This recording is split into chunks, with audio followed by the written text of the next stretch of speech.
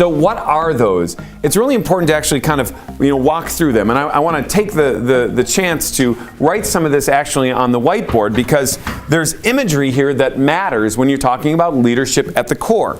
And these are basic success principles too, not just simply leadership, but they go hand in hand. So what happens is people will say things like, you got to believe to achieve, no pain, no gain. You need to be willing to sacrifice, lay it all out on the field of the court, you have to do these things. Well, these are good sayings, by the way, but a lot of people don't understand them. And what happens is you will quite often see people who have what appears to be success. You can have short-term success without a lot of virtue, but you cannot keep it.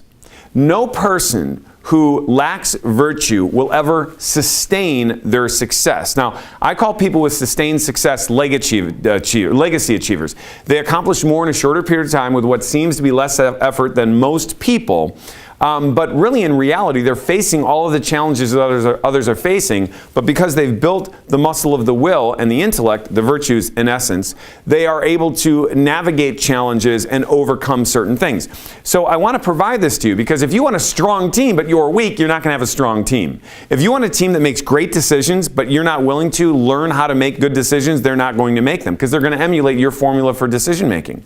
If you want a team that has a good sense of fairness and justice, which is so necessary when it comes to pretty much anything you do in the marketplace, in the workplace, or even in nonprofits, and you don't have any sense of justice, you don't treat people fairly, you don't treat clients fairly, you don't treat customers fairly, then they're going to treat them the same way you do. If you don't have fortitude, the ability to stay with something, the classic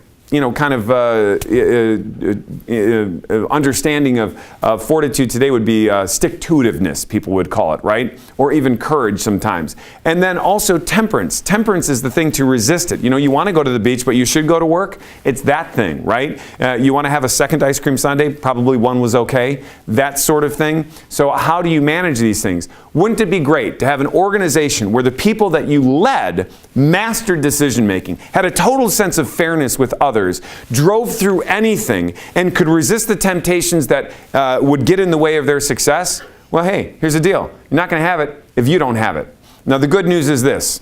You don't have to have already mastered it. Really, for people to allow themselves to have greatness in the organizations that they're building, they have to be in the process of mastering these things, which really take a lifetime. Your people will recognize the fact that you're going to make mistakes, you're going to be a flawed human being, but as long as they recognize your commitment to these things, they themselves will also have a commitment to them, and together you will grow to greater lengths and greater places. So let's begin with this whole thing.